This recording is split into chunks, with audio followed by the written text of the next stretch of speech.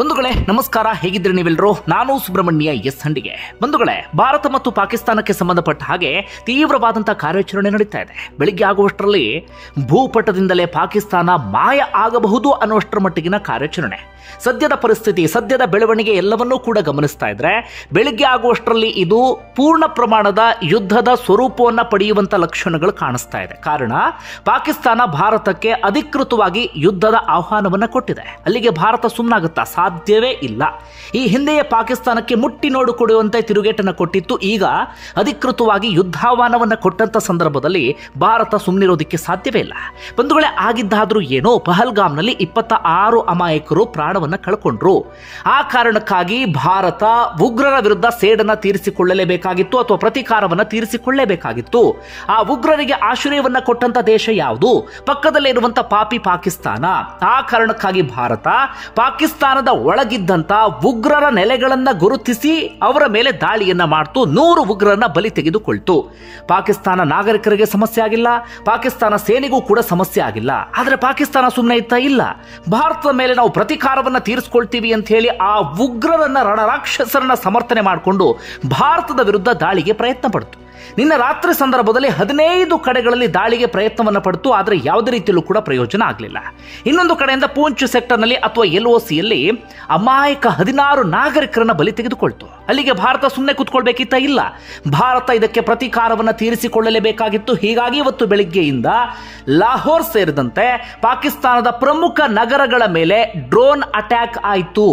ಇಲ್ಲಿಯವರೆಗೆ ಭಾರತ ಕೇವಲ ಭಯೋತ್ಪಾದಕ ನೆಲೆಯನ್ನ ಗುರುತಿಸಿ ದಾಳಿ ಮಾಡಿತ್ತು. ಆದರೆ ಪ್ರಪ್ರಥಮ ಎನ್ನುವಂತೆ ಪಾಕಿಸ್ತಾನದ ಸೇನಾ ಶಿಬಿರಗಳ ಮೇಲೆ ಭಾರತ ದಾಳಿಯನ್ನ ಮಾಡಿತು. ಅದಾದ ಬಳಿಕ ಪಾಕಿಸ್ತಾನ ಮತ್ತೆ ಬಡಬಡಾಯಿಸೋದಕ್ಕೆ ಶುರು ಮಾಡ್ಕೊಂಡು ಬಿಡ್ತು. ನಾವು ಸುಮ್ಮನೆ ಇರೋದಿಲ್ಲ, ಭಾರತ ವಿರುದ್ಧ ಪ್ರತೀಕಾರವನ್ನ ತೀರಿಸಿಕೊಳ್ತೀವಿ ಅಂತ. ಅದರ ಮುಂದಿನ ಭಾಗ ಎನ್ನುವಂತೆ ಇದೀಗ ರಾತ್ರಿಯ ಒಂದಷ್ಟು ಬೆಳವಣಿಗೆ ಆಗ್ತಾ ಇದೆ. ಈಗಲೂ ಕೂಡ ಭಾರತಕ್ಕೆ ಮೊದಲು ಯುದ್ಧದ ಆಹ್ವಾನವನ್ನು ಕೊಟ್ಟಿದ್ದು ಪಾಕಿಸ್ತಾನವೇ. ಅದಕ್ಕೆ ಇದೀಗ ಪಾಕಿಸ್ತಾನಕ್ಕೆ ಮುಟ್ಟಿ ನೋಡಿಕೊಳ್ಳುವಂತೆ ಭಾರತ ತಿರುಗೇಟನ್ನು ಕೊಡ್ತಾ ಇದೆ. ಏನಾಯ್ತು? ಮೊದಲಿಗೆ ಜಮ್ಮುವಿನ ಏರ್ಪೋರ್ಟ್ ಅನ್ನ ಗುರಿಯಾಗಿಸಿಕೊಂಡು ಪಾಕಿಸ್ತಾನ ಮಿಸೈಲ್ ದಾಳಿಯನ್ನ ಆರಂಭಿಸಿ ಬಿಡ್ತು. ಡ್ರೋನ್ ದಾಳಿಯನ್ನು ಕೂಡ ಶುರು ಮಾಡಿಕೊಂಡು ಬಿಡ್ತು. ಕೇವಲ ಜಮ್ಮುವಿಗೆ ಮಾತ್ರ ಸೀಮಿತ ಆಗಲಿಲ್ಲ. ಗಡಿ ಭಾಗದಲ್ಲಿ ಬರುವಂತ ಪಂಜಾಬ್, ರಾಜಸ್ಥಾನ, ಗುಜರಾತ್ ಎಲ್ಲವನ್ನೂ ಕೂಡ ಟಾರ್ಗೆಟ್ ಮಾಡೋದಕ್ಕೆ ಶುರು ಮಾಡಿಕೊಳ್ತು. ಅದರಲ್ಲೂ ಕೂಡ ಸೇನಾ ನೆಲೆಗಳನ್ನು ಗುರಿಯಾಗಿಸಿಕೊಂಡು ಪಾಕಿಸ್ತಾನ ದಾಳಿಯನ್ನ ಆರಂಭಿಸಿ ಬಿಡ್ತು. ಜೈಸಲ್ಮೇರ್, ರಾಜಸ್ಥಾನದ ಭಾಗ, ಅಲ್ಲೂ ಕೂಡ ದಾಳಿಯನ್ನ ನಡೆಸೋದಕ್ಕೆ ಪಾಕಿಸ್ತಾನ ಶುರು ಮಾಡಿಕೊಳ್ತು. ಆದರೆ ಯಾವುದೇ ಪ್ರಯೋಜನವೂ ಕೂಡ ಆಗಲಿಲ್ಲ. ಯಾಕಂದ್ರೆ ನಮ್ಮ S-400 ಅಥವಾ ನಾವು ಸುದರ್ಶನ ಚಕ್ರ ಅಂತ ಏನು ಹೆಸರಿಟ್ಟಿದ್ದೇವೆ, ಆ ಏರ್ ಡಿಫೆನ್ಸ್ ಸಿಸ್ಟಮ್ ಪಾಕಿಸ್ತಾನದ ಅಷ್ಟೂ ಕ್ಷಿಪಣಿಯನ್ನ ಕೂಡ ಹೊಡೆದುರುಳಿಸುವಲ್ಲಿ ಯಶಸ್ವಿಯಾಗಿದೆ. ಸದ್ಯದ ಮಾಹಿತಿಯ ಪ್ರಕಾರ 8 ಕ್ಷಿಪಣಿಗಳನ್ನ ಹೊಡೆದುರುಳಿಸುವಲ್ಲಿ ಯಶಸ್ವಿಯಾಗಿದೆ. ಡ್ರೋನ್ಗಳನ್ನು ಕೂಡ ಆಕಾಶದಲ್ಲೇ ಹೊಡೆದುರುಳಿಸಲಾಗಿದೆ. ಆದರೆ ಒಂದು ಡ್ರೋನ್ ಮಾತ್ರ ಭಾರತ ಒಳಗಡೆ ಎಂಟ್ರಿ ಕೊಟ್ಟಿದೆ. ಸಣ್ಣದಾಗಿ ಸಮಸ್ಯೆ ಆಗಿದೆ, ಆದರೆ ಹೇಳಿಕೊಳ್ಳುವಂತಹ ದೊಡ್ಡ ಸಮಸ್ಯೆ ಅಂತದ್ದೇನೂ ಕೂಡ ಆಗಿಲ್ಲ. ಒಟ್ಟಾರೆಯಾಗಿ ಪಾಕಿಸ್ತಾನದ ಇನ್ನುಳಿದಂತ ಕ್ಷಿಪಣಿ, ಡ್ರೋನ್ ಯಾವುದು ಕೂಡ ಭಾರತಕ್ಕೆ ಎಂಟ್ರಿ ಕೊಡೋದಕ್ಕೆ ಅವಕಾಶ ಸಿಕ್ಕಿಲ್ಲ. ಎಲ್ಲವನ್ನೂ ಕೂಡ ಪುಡಿಗಟ್ಟುವಂತ ಕೆಲಸವನ್ನ ಭಾರತ ಮಾಡಿದೆ. ಅದಾದ ಬಳಿಕ ಆದಂತಹ ಬೆಳವಣಿಗೆ ಏನಪ್ಪಾ ಅಂದ್ರೆ, ಪ್ರಮುಖವಾದಂತಹ ಬೆಳವಣಿಗೆ, ಪಾಕಿಸ್ತಾನದ 3 ಫೈಟರ್ ಜೆಟ್ಗಳನ್ನು ಹೊಡೆದುರುಳಿಸಲಾಗಿದೆ. JE-17 ಅಂತ. ಅದನ್ನ ಸ್ವತಃ ಪಾಕಿಸ್ತಾನವೇ ಒಪ್ಕೊಂಡಿದೆ. ಹೌದು, JE-17 ಹೊಡೆದುರುಳಿಸಲಾಗಿದೆ, ಅದರೊಳಗಡೆ ಇದ್ದಂಥ ಯೋಧರು ಕೂಡ ಹುತಾತ್ಮರಾಗ್ಬಿಟ್ಟಿದ್ದಾರೆ ಅಂತೇಳಿ. ಹಾಗೆ F-16 ಅಮೆರಿಕ ಪಾಕಿಸ್ತಾನಕ್ಕೆ ಕೊಟ್ಟಿರುವಂತಹ ಯುದ್ಧ ವಿಮಾನ, ಅದನ್ನ 5th ಜನರೇಷನ್ ಯುದ್ಧ ವಿಮಾನ ಅಂತ ಕರಿತೀವಿ, ಅದನ್ನೂ ಕೂಡ ಭಾರತ ಹೊಡೆದುರುಳಿಸಿದೆ ಎನ್ನುವಂತ ಮಾಹಿತಿ ಬರ್ತಾ ಇದೆ. ಆದರೆ ಪಾಕಿಸ್ತಾನ ಅದನ್ನು ಒಪ್ಕೊಳ್ಳಲ್ಲ. ಯಾಕಂದ್ರೆ ಅಮೆರಿಕ ಹಿಂದೆ ಒಂದು ಕಂಡೀಷನ್ ಅನ್ನು ಹಾಕಿತ್ತಲ್ಲ, ಭಾರತ ವಿರುದ್ಧ ಇದನ್ನು ನೀವು ಪ್ರಯೋಗ ಮಾಡುವ ಹಾಗಿಲ್ಲ, ಭಯೋತ್ಪಾದಕರ ವಿರುದ್ಧದ ದಾಳಿಗೆ ಮಾತ್ರ ಇದನ್ನ ಬಳಸಬೇಕು ಎನ್ನುವ ರೀತಿಯಲ್ಲಿ.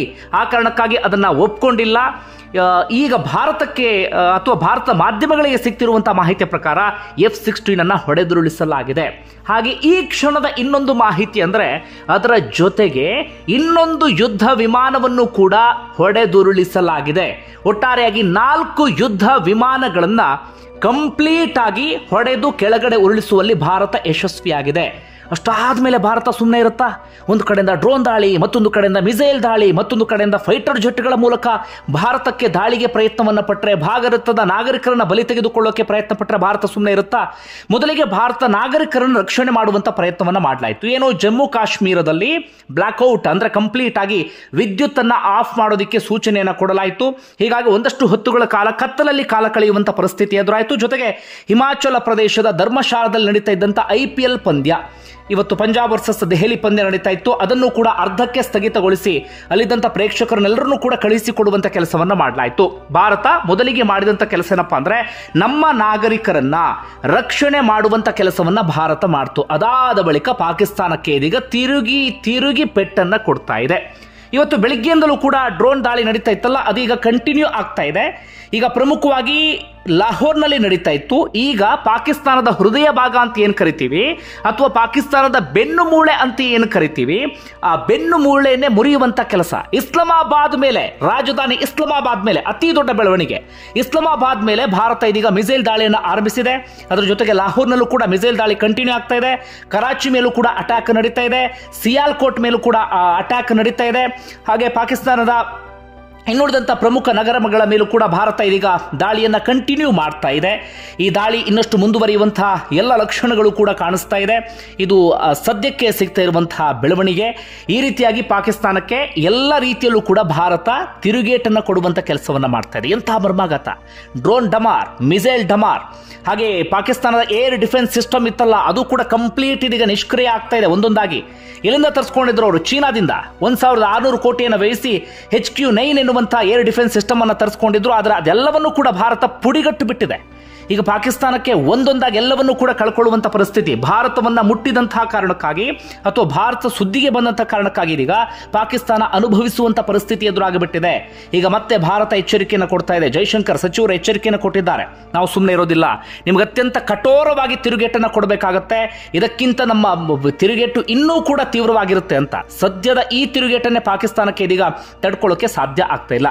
ಬಂಧುಗಳೇ, ಇದು ಸದ್ಯಕ್ಕಾಗಿರುವಂತಹ ಬೆಳವಣಿಗೆ. ಜಮ್ಮುವಿನಲ್ಲಿ ಪಾಕಿಸ್ತಾನ ಅಟ್ಯಾಕ್ ಅನ್ನು ಶುರು ಮಾಡಿತ್ತು. ಅದೀಗ ಪಾಕಿಸ್ತಾನದ ಇಸ್ಲಾಮಾಬಾದ್ ವರೆಗೆ ಭಾರತ ತಲುಪಿಸುವಂತ ಕೆಲಸವನ್ನ ಮಾಡಿದೆ.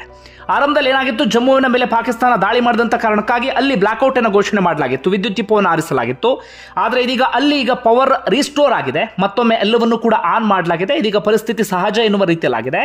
ಆದರೆ ಈಗ ಪಾಕಿಸ್ತಾನದ ಪ್ರಮುಖ ನಗರಗಳಲ್ಲಿ ಕಂಪ್ಲೀಟ್ ಆಗಿ ವಿದ್ಯುತ್ ಅನ್ನು ಆಫ್ ಮಾಡುವಂತ ಕೆಲಸವನ್ನ ಮಾಡಲಾಗಿದೆ. ಇಷ್ಟು ಬೆಳವಣಿಗೆ ಆಗ್ತಾ ಇದೆ. ಬೆಳಗ್ಗೆ ಆಗುವಷ್ಟರಲ್ಲಿ ಏನೇನು ಆಗಿರುತ್ತೋ ಗೊತ್ತಿಲ್ಲ.